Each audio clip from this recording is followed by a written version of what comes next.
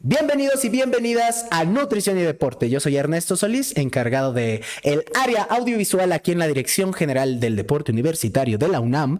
Y una vez más, estoy feliz y agradecido de contar con la presencia de Rebeca Camacho. Muy buenos días, licenciada. ¿Cómo está? Muy bien, gracias Ernesto. Buenos días a todos. Qué gusto verle otra semana más en octubre, en el mejor mes del año. ¿Qué nos trae hoy? A ver, cuénteme así, a grosso modo, para hacer alguna preguntita aquí al honorable Ajá, público, ¿de qué nos va a platicar hoy? ok. Vamos a hablar de control de peso en el deportista. No vamos a dar dietas, o sea, si lo que esperan es que voy a dar una dieta, no, y la razón por la que no se va a dar una dieta es porque no hay dietas mágicas que sirvan para todo el mundo, sino que vamos a ver que pues esto tiene que ser muy personalizado porque varía según el sexo, la edad, el deporte, el momento de entrenamiento en el que se encuentre, las horas de entrenamiento y demás. Pero sí vamos a ver cuáles son algunas estrategias y por qué hay que cuidarnos sobre todo de dietas extremas, ¿no? Que hay que Okay. encontrar la diferencia en que no va a ser lo mismo hacer dietas de reducción para un deportista que para una persona que no es deportista. Entonces, pues eso básicamente es de lo que vamos a platicar. Excelente, pues sin más preámbulo, hago la invitación aquí a la comunidad universitaria para que nos dejen sus preguntas y a posterior, cuando acabe la ponencia la licenciada, pues puedan ser respondidas. Adelante, por favor, Ok, todo suyo. gracias. Pues entonces iniciamos con esto de control de peso del deportista y esta imagen, me gustó porque se ve, yo creo que nadie nos pesamos así en general cuando nos pesamos en nuestra casa, que todo el mundo esté ahí atento, ¿no? Sin embargo, para el deportista vamos a ver que sí va a tener más presente, sobre todo, bueno, este es obviamente un deporte de combate, donde van a tener muy, muy presente el peso. El peso les va a interesar y en general al deportista también le va a interesar el porcentaje de grasa. Entonces, vamos a tener que el control de peso del deportista va a ser diferente del control de peso en una persona que no es deportista. Y aquí vamos a iniciar viendo algunas diferencias. Por ejemplo, la persona que no es deportista generalmente es sedentario, ¿no? A veces hace ejercicio, por ahí juega los fines de semana algo, pero es sedentario. Entonces, muchas veces lo primero que se le va a pedir a una persona no deportista, pues es que haga actividad física y eso pues no es algo que se le va a poder decir al deportista porque el deportista ya tiene su plan de entrenamiento.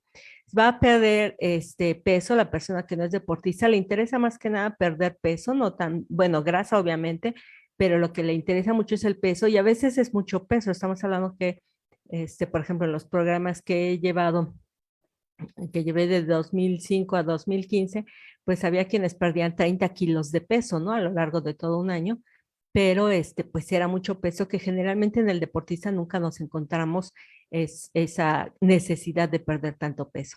Y sus objetivos, pues más que nada van a ser verse bien, usar la ropa de moda y a veces es motivados por alguna recomendación médica, ¿no? Que tienen que pues que el sobrepeso o la obesidad les está dañando sus rodillas, etcétera. Pero básicamente eso es lo que es una persona no deportista. En cambio, en el deportista vamos a ver que generalmente, bueno, no generalmente, bueno, el deportista hace ejercicio, ¿no? Que ya habíamos dicho. Entonces, no va a ser posible simplemente decirle, pues empieza a hacer más ejercicio o haz más ejercicio, ¿no? Muévete más, ¿no?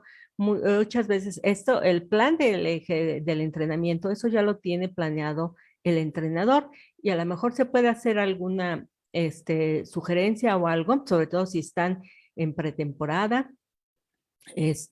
o fuera pues de temporada de competencias, pero no va a ser el papel bueno del nutriólogo el modificarlo, podría hacer sugerencias, pero hay momentos, según cuando llegue el deportista, que ya no se pueden hacer ninguna modificación al ejercicio que ya hace, ¿no? Porque ya está planificado. No hay obesidad generalmente en el deportista, lo que vamos a tener es sobrepeso. eh, Hay pocos casos de obesidad, pero a veces sobrepeso o a veces es un sobrepeso no para como si fuera la persona este no deportista, o sea, si fuera la misma persona que no hiciera deporte, sino que es un sobrepeso para el deporte específicamente, o sea, sí tiene un peso saludable, pero tiene que bajar un poquito para el deporte. Y generalmente le interesa es perder solo la grasa y conservar la masa muscular, que esto es muy importante. Quien no es deportista, pues no le interesa perder peso de donde lo pierda, mientras pierda a la báscula, diga menos, son felices, ¿no? Pero a un deportista sí es muy importante conservar la masa muscular porque pues eso tiene que ver con su rendimiento físico-atlético. Y entonces va a ser perder solo grasa. Y las motivaciones, pues puede ser porque hay categorías por peso en muchos deportes, como los deportes de combate. Puede mejorar el rendimiento porque al perder algo de grasa, pues se facilita la movilidad, ¿no? La agilidad de moverse. Y en los deportes de estética, pues se ve mejor cuando el deportista se ve más magro, ¿no? Entonces, todas esas son las motivaciones que vamos a tener en el deportista. Entonces, si tenemos diferentes necesidades, pues vamos a tener diferentes dietas y diferentes estrategias, ¿sí? Que eso es lo primero que tiene que quedar claro. No puede el deportista estar haciendo la dieta del vecino, de la tía, del amigo, porque tiene que tener una dieta personalizada de acuerdo a lo que está haciendo, ¿sí? Bien, entonces, vamos a hablar ahorita de peso, pérdida de peso y de grasa corporal, que vamos a ver que también se diferencia de quien no es deportista con el deportista. Por ejemplo, lo primero, para la persona no deportista se usa mucho el índice de masa corporal, que es lo que recomienda la OMS, porque es lo más fácil de medir, solo el peso y la estatura, y con eso tenemos un valor o el índice justamente que nos dice que va a ser sobrepeso si el índice está arriba de 25 y obesidad si está arriba de 29.9. Y en este ejemplo, así con la imagen que vemos una persona de 100 kilos, pero que sean 100 kilos de grasa, bueno, pues sí, la OMS nos dice que tiene obesidad, ¿no? Pero si eso fuera un deportista, que esos 100 kilos son de masa muscular, como es en muchos deportes de fuerza, entonces la persona no tendría obesidad.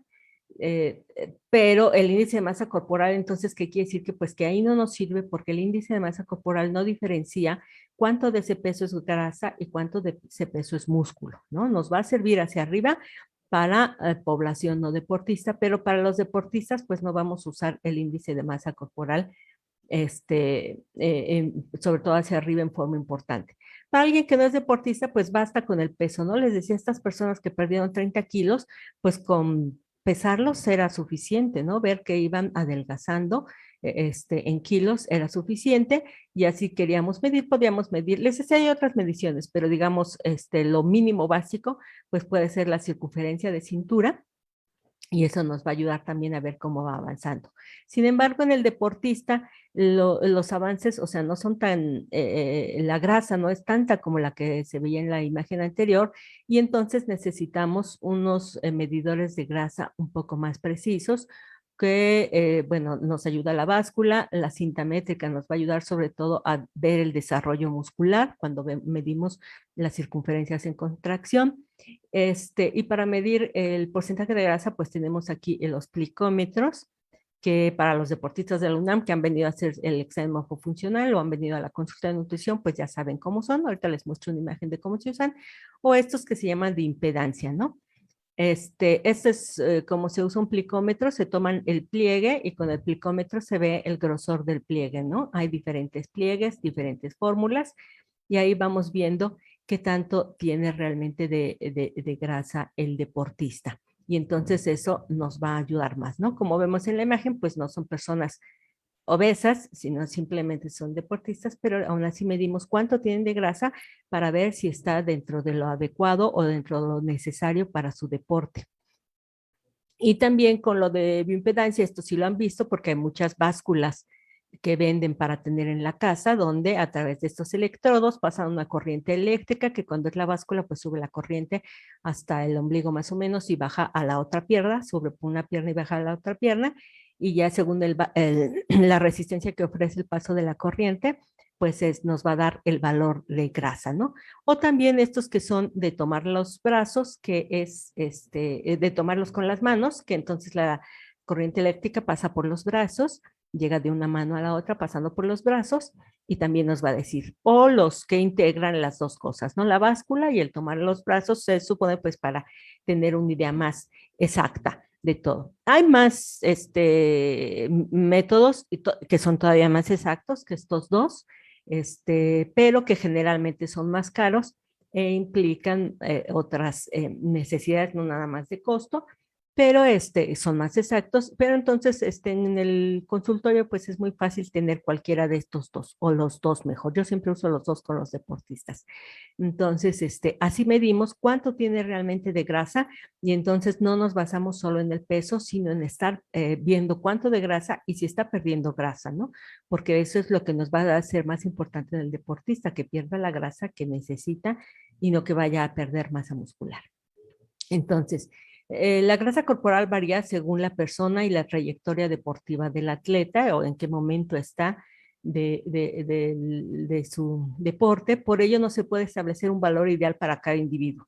Sí hay recomendaciones de que para cada deporte, cada posición, más o menos se recomienda tal valor, pero no son exactos. O sea, no si el valor dice 15% de grasa, forzosamente tiene que tener ese valor, porque todas son personas diferentes y más que nada se va a dar un intervalo en el cual puede estar el deportista. Entonces, pues va a ser único, pero sí sabemos que si el nivel de grasa del cuerpo baja demasiado, la salud sufrirá consecuencias. Al ratito menciono algunas de ellas. Y si es muy alto, pues sabemos que el deportista no tendrá la misma agilidad debido a que tiene que cargar con un peso innecesario, ¿no? Y en los deportes donde las categorías son por peso, pues obviamente que se arruinan muchas cosas, ¿no? Entonces es necesario sí estar midiendo la grasa corporal para ver los avances, ya no nada más en el peso, sino en la grasa corporal. Ahora hay una enorme presión en las mujeres para seguir un peso, tener un peso y un porcentaje de grasa que muchas veces son irreales, ¿no?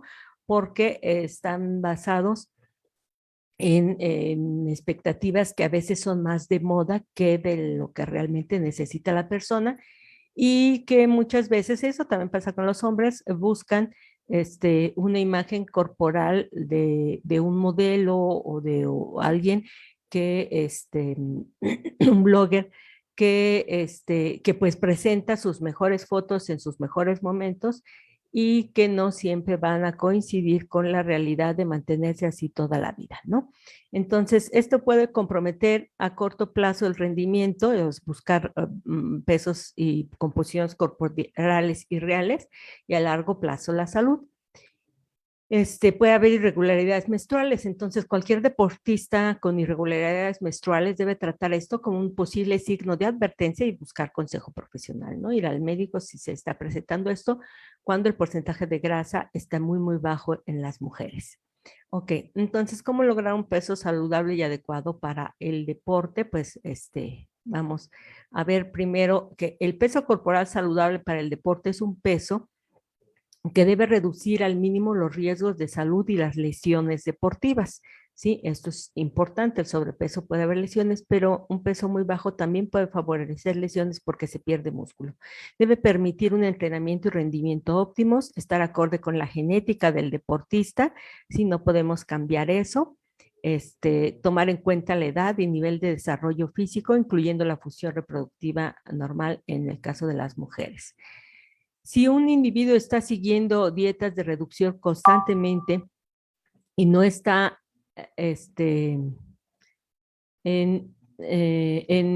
perdón, y está en un ciclo de pérdida de peso y recuperación de peso, si es un deportista y son muchos los kilos que está cambiando de peso, puede estar tratando de lograr mantener un peso corporal que no es realista.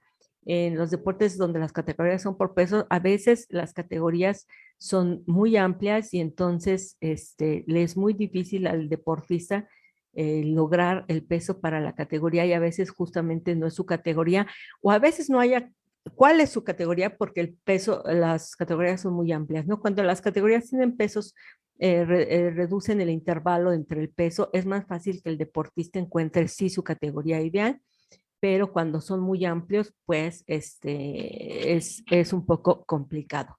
y esto de estar perdiendo y ganando peso, pues no es lo más recomendable, sobre todo cuando son muchos kilos. Vamos a ver que sí hay cierta posibilidad de que se puede perder y ganar, pero no cuando son muchos kilos. ¿Qué estamos diciendo muchos kilos? 6 kilos, ¿no? Que están subiendo y bajando más de 6 kilos, más de 5 kilos, pues estamos pensando que no está en su categoría.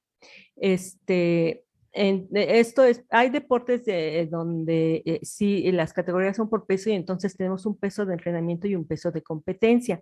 Sí, durante la competencia van a mantener un peso corporal bajo, o sea, en la categoría en la que compiten, pero los deportistas deben de mantener un peso saludable fuera de la temporada, ya que es poco realista y riesgoso para la salud el conservar el peso corporal tan bajo a lo largo de todo el año, ¿no?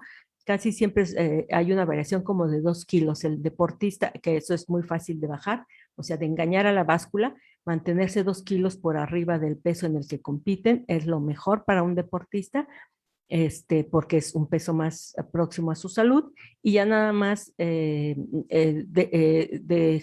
haciendo una dieta especial, deshidratándose un poco, 2 kilos para el día del pesaje, pues va a ser muy fácil que lo recupere nuevamente esa agua para la competencia. Cuando hablamos de muchos más kilos, como decía, 5 kilos o más, disminuirlos para el día de la competencia, pues vemos que se puede dañar gravemente la salud, ¿no? Todos, no sé, a lo mejor han escuchado noticias de sobre todo se ha visto en boxeadores, en box profesional, que pues pierden 15 kilos en una semana y se ve afectado su rendimiento a tal grado que pierden la pelea, pero la pierden estrepitosamente y desgraciadamente ha habido casos de muertes, ¿no? Entonces, 2 kilos, 3 kilos son fáciles de bajar de un día para otro. Si engañar la báscula con 3 kilos es muy fácil, lo hacemos con los deportistas, pero más kilos de esos, o sea, cuando realmente le sobra sobrepeso y grasa al deportista, pues eso tiene que ser fuera de la temporada, como se va a ir ajustando. Entonces, debe tener, es lo que le estaba diciendo, tener lugar la pérdida de peso fuera de la temporada y comenzar antes de la temporada competitiva, o sea, pero antes puede ser meses antes. Involucrar, bueno, obviamente un nutriólogo deportivo calificado, porque si van con alguien que no sabe manejar a un deportista, les puede dar dietas extremas para bajarlos de peso, ¿no? Y a lo mejor si estoy a 3 meses de la competencia, no tiene que el deportista llegar a los 58 kilos en los que va a competir si estamos a 3 meses, pero podemos irlo bajando lentamente hasta que llegue a 60 y ya el día antes de la competencia, pues bajarlo a 58 kilos nada más para dar el peso, el día antes del pesaje justamente para dar el peso, ¿no? Entonces, si no es un nutriólogo del deporte, muchas veces, pues a lo mejor le dices, yo compito en 58 kilos y lo quiere mantener desde 3 meses antes en los 58 kilos, ¿no? Entonces, por eso es importante tener tiempo para perder la grasa si sobra la grasa y acudir con alguien que sepa de deporte. Ok, y la disminución energética, ¿cómo va a ser? Todos hemos escuchado que esto parece un juego de niños, por eso puse esa imagen, porque te dicen, bueno, es que tienes que comer menos de lo que gastas en un día y ya con eso vas a bajar de peso. Sí, es más o menos así de simple y es más o menos no así de simple, ¿no? Porque vamos a ver que esto va a variar mucho según cada persona. Esto quiere decir que no puede servir la misma dieta para todas las personas. Por eso les decía, es importante. No podemos llegar con decir, pues este es mi equipo, no sé, de voleibol y a todos los competidores o competidoras les voy a dar la misma dieta, ¿no? ¿Por qué? La misma dieta de reducción de 1600, por ejemplo. ¿Por qué? Pues porque todos tienen necesidades diferentes y no va a servirles de la misma manera. Entonces, sabemos esto, que 7000 kilocalorías menos por semana, en teoría, claro, nos va a dar 1 kilogramo de peso, una pérdida de 1 kilogramo de peso menos a la semana, ¿no? Esto es otra vez equilibrando dieta y gasto. Y 7000, esto quiere decir que pues vamos a tener 1000 kilocalorías menos por día. Estas 1000 kilocalorías menos por día pueden ser muy extremas en la mayoría de los casos. A veces hay quienes dicen, bueno, te quito solo 500 en la dieta y tú haces 500 con el ejercicio, 500 más con el ejercicio. pero eso puede servir para no deportistas, ¿no?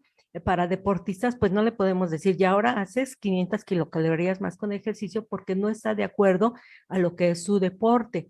Entonces, no es lo más saludable posible esperar esto, pero como esto lo vemos y lo suben en las redes, siempre estamos, o sea, nos casamos con esa idea y creemos que es así de simple, ¿no?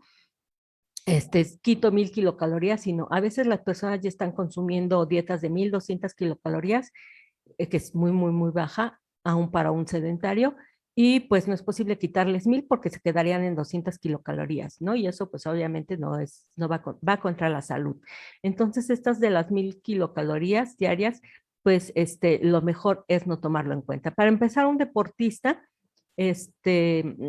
consulté mucha bibliografía y nos decían que más o menos así, si es quitar así por kilocalorías total, lo mejor obviamente es hacer un cálculo completo, pero si se van a quitar sería más o menos alrededor de 300 kilocalorías, ¿no?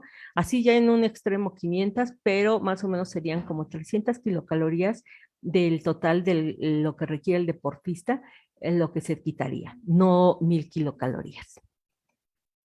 Reducir energía, o sea, las kilocalorías de la dieta no debe estar por debajo de los niveles que afecten las funciones del cuerpo sano, o sea, de lo que llamamos el metabolismo basal. ¿Qué es el metabolismo basal? Es la energía que necesitamos para estar todo un día acostados, para que late el corazón, funcione el cerebro, funcionen los el hígado, los pulmones, se muevan los músculos de la respiración, etcétera. Entonces, nunca podemos tener dietas por debajo de eso. Y una mujer promedio, su metabolismo basal es alrededor de 1600 kilocalorías. Entonces, una dieta por debajo de 1600 kilocalorías, y estamos viendo que no está en esto, ¿no? Un hombre más o menos está como en 1800 kilocalorías por día y nunca pueden estar las dietas por debajo de eso. Y eso hablo en general, no deportistas. En deportistas, pues vamos a ver que es un poco más complicado. En las mujeres, el resultado de una disminución inadecuada de energía produce un desarreglo de las funciones reproductivas, la regularidad menstrual y su salud ósea, o sea, puede favorecer la osteoporosis aunque sean jóvenes, ¿no? Se cree que problemas similares también se presentan en deportistas masculinos, nada más que como no es tan evidente porque no hay ausencia de menstruación como en las mujeres, pues no se han estudiado tanto. Entonces, según estudios recientes, si la energía disminuye a menos de 30 kilocalorías por kilogramo de masa magra corporal, se produce un daño de las funciones metabólicas y hormonales, esto sí es en deportistas, que afectan el rendimiento, el crecimiento y la salud. Menos de 30 kilocalorías por kilogramo de masa magra corporal. ¿Cómo calculamos esto? Aquí les puse un ejemplo. Una mujer de 60 kilogramos con un 20% de grasa corporal tiene 48 kilogramos, o sea, de estos 60, el 80% son 48, y entonces tiene 48 kilogramos de masa magra corporal. ¿Sí?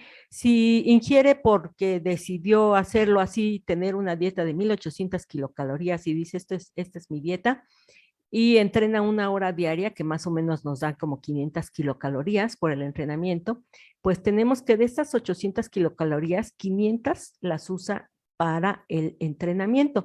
Entonces, para sus funciones vitales, solo le quedan 1300 kilocalorías.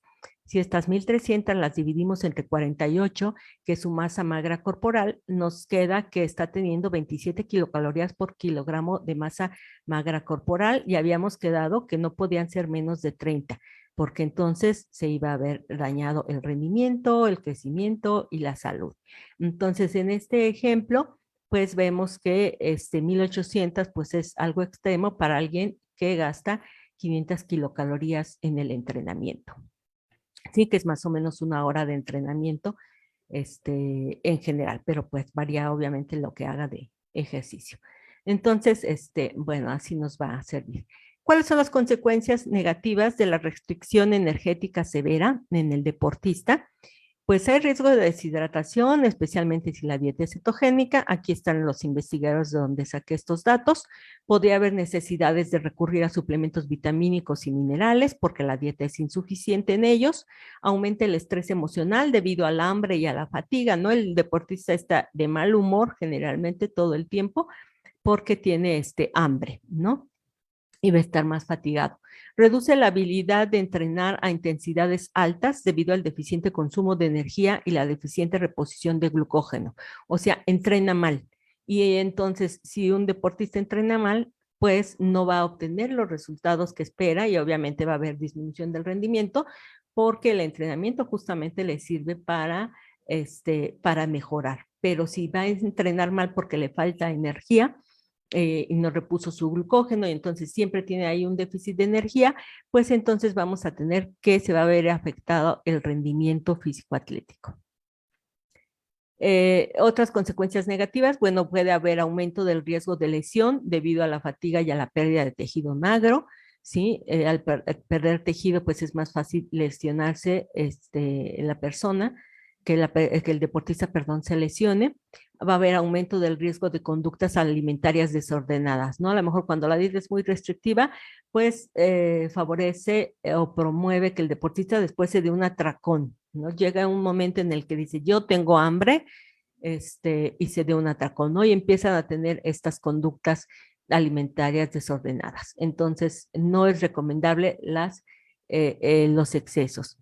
Y también hay que estar vigilando mucho la proteína, porque cuando se restringe mucho la energía, puede haber pérdida de tejido magro y entonces para que no haya esta pérdida de tejido magro, la energía no puede estar, ya vimos, por debajo de ciertos valores y también la proteína nos debe de estar aportando alrededor de 1.2 a 1.7 gramos de kilogramo por día. ¿Sí? ¿Se acuerdan que las personas no deportistas consumen entre 0.8 y 1 gramo de proteína por kilogramo de peso? Y en este caso, para una dieta de reducción debe estar ahí. Y esto, si la vamos a poner de reducción, pero si él ya tenía 2 gramos porque estaba generando masa muscular, pues le vamos a dejar los 2 gramos por kilogramo de peso corporal al día, o si baja un poco porque baja toda la energía de la dieta, pues podría bajar, pero no más de 1.7, ¿no? Entonces, por eso les digo, son cálculos que se van a hacer individuales y pero sí tenemos ciertos valores dentro de los que tenemos que estar vigilando cómo está esa dieta del deportista. Entonces, vamos a ver algunas estrategias. Eh, Perdón. Establecer metas de peso realistas primero. Definir el peso y composición corporal saludable para el deportista. Esto es, pues, a través de la evaluación de su estado de salud. Aquí, por ejemplo, hacemos la evaluación del morfofuncional, donde básicamente muchas de los valores que nos dicen nos va a ayudar a esto. Tener al deportista en una categoría de peso adecuada. Muchas veces cuando son niños o cuando son adolescentes van creciendo y quieren seguirse manteniendo en las categorías más bajas porque eran las que competían, en las que le iba bien, pero al momento de crecer pues pesan más y no pueden seguir manteniendo esas categorías, ¿no? Entonces, ir viendo que puede cambiar con el tiempo la categoría de peso adecuada y mantenerse en la categoría que realmente le corresponde, contar con el tiempo necesario para la pérdida gradual de peso y de grasa. Por ejemplo, una restricción severa nos va a dar una pérdida, aquí se los pongo en rojo, una pérdida de 1.4% del peso corporal por semana, ya es una restricción que puede ser severa y puede haber pérdida de tejido magro. Entonces, una pérdida de 0.7 del peso corporal por semana preserva el tejido magro. Esto se ha hecho con estudios, ¿no? No nada más así a la imaginación. Se ha hecho con estudios y mejora las ganancias de fuerza, ¿sí? Esto en la mujer hipotética que teníamos de 60 kilos, pues quiere decir más o menos como 400 y tantos gramos por semana los que podría perder, y esto ya son 800 y tantos, 900 gramos por semana los que está ya perdiendo. Entonces vemos que eso sería lo saludable como para un deportista, perder alrededor del 0.7% de grasa corporal, no más. Bien.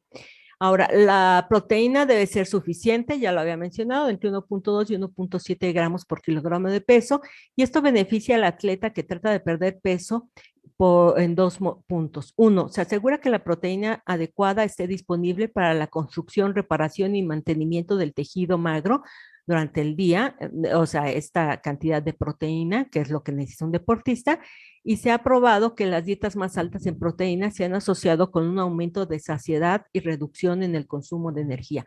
Entonces, comer proteínas también se ve que, bueno, sí ayudan a saciar a la persona, ¿sí? Entonces, una dieta suficiente en proteínas o tendiendo a ser alta en proteínas. También se ha visto que así cuando no acudimos precisamente con el nutriólogo, o el nutriólogo nos puede ayudar a esto mucho de la densidad energética, pero una forma simple que decimos pues de buscar una reducción es adoptar una dieta de baja densidad energética. ¿Qué es esto? La densidad energética de un alimento se detecta midiendo las kilocalorías que aporta por gramo. Lo que es obvio, 100 gramos, por ejemplo, de lechuga, pues nos dan muy poquitas kilocalorías, no hice ahorita el cálculo, pero 100 gramos, por ejemplo, de mantequilla, pues nos va a dar 900 kilocalorías, ¿no? O sea, casi 1000 es muchísimo.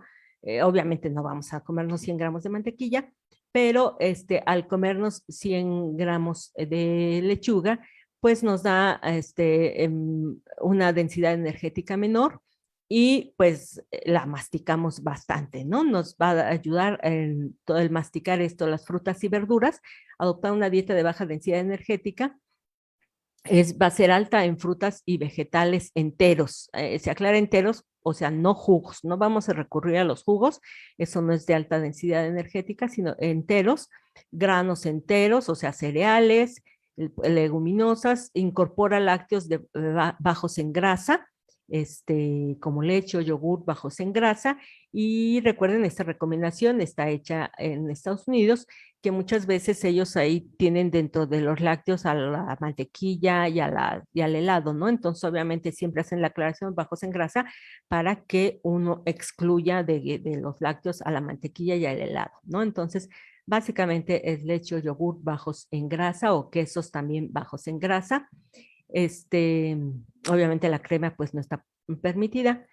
Las leguminosas, los frijoles, las carnes magras y el pescado. Todo eso va a ser una dieta de baja densidad energética, que en sí lo que aumentamos muchísimo es frutas y verduras y a estos alimentos que son los que nos van a aportar proteínas, porque ya sabemos que necesitamos cierta cantidad de proteínas, pues que sean bajos en grasa. Esta dieta reduce o elimina bebidas que contienen kilocalorías, especialmente bebidas azucaradas y alcohol. Las bebidas azucaradas o el alcohol tienen una densidad energética alta y sobre todo porque no tienen ningún poder saciante. O sea, bueno, ahorita ya empezó el frío, pero en época de calor uno se puede beber 1 litro de lo que sea, ¿no? Y 1 litro de bebidas endulzadas pueden ser hasta 25 cucharaditas de azúcar, dependiendo de lo que estemos bebiendo, que pues son muchísimas cucharadas de azúcar, ¿no? Y en alcohol también, el alcohol nos da 7 kilocalorías por gramo, entonces, alrededor más o menos las copas nos dan entre 130 y 150 kilocalorías por copa, de lo que sea, más o menos. Otro día les presento una tabla de eso. Y entonces, pues es energía que no nos damos cuenta, ¿no? O sea, igual en un momento de calor, pues varias cervezas se pueden beber fácilmente y esta es energía que no nos está dando otra cosa más que energía que se va a acumular en el organismo como grasa y azúcar. Entonces, esto también le ponemos su tache. La dieta de baja densidad energética también contribuye a la pérdida de peso y a la buena salud de 3 maneras. Es alta en fibra, agua y baja en grasa, que todo eso pues lo vemos que es saludable. Una dieta de baja densidad energética es rica en vitaminas y minerales adecuados para la buena salud. Las porciones son grandes, ¿no? O sea, pues nos podemos servir un plato grandote de ensalada y ahí ponerle queso, huevo, algo de proteína, lo que hace que uno se sienta lleno y satisfecho después de una comida, reduciendo así el riesgo de abandono de la dieta, ¿no? Cuando comemos muy poquito, que restringimos muchos alimentos, pues nos quedamos así como que con hambre. En cambio, estas dietas de baja densidad energética, que sobre todo frutas y verduras, como las masticamos por un buen rato de aquí a que no la comemos, pues esto nos ayuda a tener una mayor sensación de saciedad y las porciones son grandes. Otra de las estrategias es manejar apropiadamente las bebidas que tienen energía, que ya lo mencioné, pero se menciona también como una estrategia aparte. Las bebidas deportivas que tienen energía son, o sea, las bebidas rehidratantes para deportistas, son apropiadas para utilizarse alrededor del ejercicio, especialmente el ejercicio intenso de larga duración y en ambientes extremos, ¿no? Pero aquí les subrayo alrededor del ejercicio. O sea, si no estoy entrenando hoy, pues no tengo por qué estarme tomando una bebida rehidratante para deportistas, este, porque no es necesario, ¿no? Entonces, las, ¿por qué? Porque pues también aportan energía, ¿no? Pero cuando las tomamos alrededor del ejercicio, esa energía pues se va a usar al momento del ejercicio y no se va a acumular como grasa. Por eso siempre alrededor del ejercicio va a ver, ya hemos hablado de esto, que por ejemplo el día de la competencia pues sí son esenciales. Yo siempre les recomiendo que el día de la competencia sí se hidraten con ellas y durante el entrenamiento pues puede ser con agua o agua de frutas, ¿no? Pero sin embargo, otras bebidas azucaradas, altas en energía y el alcohol pueden descarrilar a cualquier persona tratando de perder peso, incluyendo al atleta. Ellas adicionan energía extra en la dieta sin contribuir a la saciedad, que ya lo habíamos dicho. Y para algunas atletas, solo eliminando las bebidas de altas en calorías de la dieta, como los refrescos, el alcohol y las bebidas energéticas, que recuerden que también traen azúcar, podría ayudarlos a alcanzar sus metas de pérdida de peso sin hacer ningún otro cambio dietético. Y eso yo lo he visto con deportistas, he tenido varios deportistas que siguen la dieta, la cumplen bien, entrenan bien y no logran cierta pérdida de grasa que estamos esperando. Y cuando quitan el consumo, en este caso, en ácido de cerveza los fines de semana, bajan maravillosamente esa grasita extra que les sobraba, ¿no? Porque estaban recuperando el fin de semana en cerveza, sin ser alcohólicos, o sea, deportistas de verdad, pero de todas formas sí tenían cierto consumo de cerveza.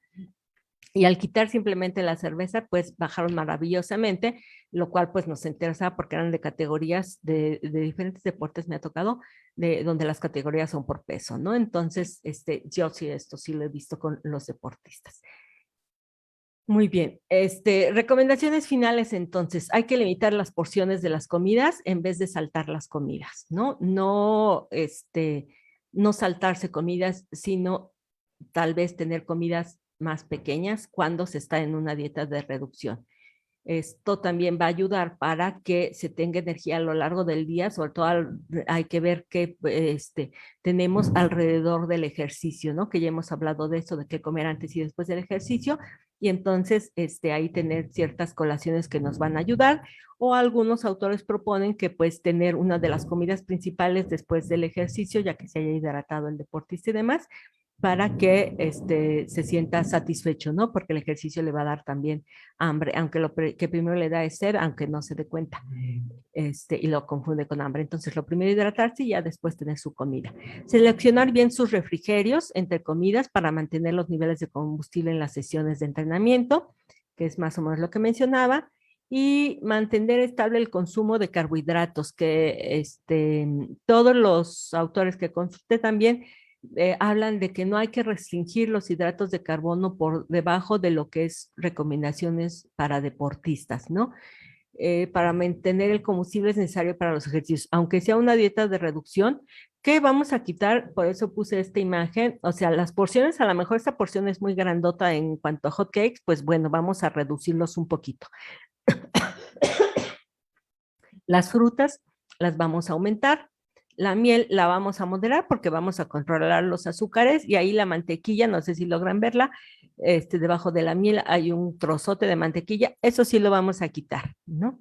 Entonces vamos a quitar las grasas, los azúcares y todo lo que sea kilocalorías líquidas, o sea, lo que viene en líquido, porque eso es muy fácil que nos pasemos, ¿no? Les decía, 25 cucharaditas de azúcar en un refresco, sí se los bebe uno en época de calor y es pues muchísima azúcar, ¿no? O sea, no todos tienen eso, pero pues hay que estarnos cuidando. Muy bien, pues eso sería lo que tengo preparado para el control de peso. Excelente, excelente información. Muchísimas gracias, como siempre, puntual y preciso. Aquí tenemos algunas preguntas, licenciada, más precisamente de Diego Jiménez. Nos pregunta, hace ratito al inicio habló de la plicometría, que es Sí, medir los pliegues de la piel los del pliegues. deportista, ¿no? Ujú. Nos pregunta Diego Jiménez, ¿cada cuánto recomienda pues realizarse esta medición? Ah, qué bueno que lo menciona tanto para recordar también del peso. Encontré que varios autores dicen que no es recomendable pesarse diario, ¿no? Porque a veces el peso diario va a variar mucho y no necesariamente quiere decir que subió o bajó de peso el deportista. Aunque, por ejemplo, algunos entrenadores sí lo recomiendan para estar vigilando el grado de hidratación, ¿no? Pero para pensar en perder peso o no perder peso, lo mejor se recomienda una vez a la semana. Y entonces la plicometría, los pliegues, pues van a estar en función de cada cuándo se va a hacer, pues en función de lo que se programó con con la pérdida de peso programada con el nutriólogo.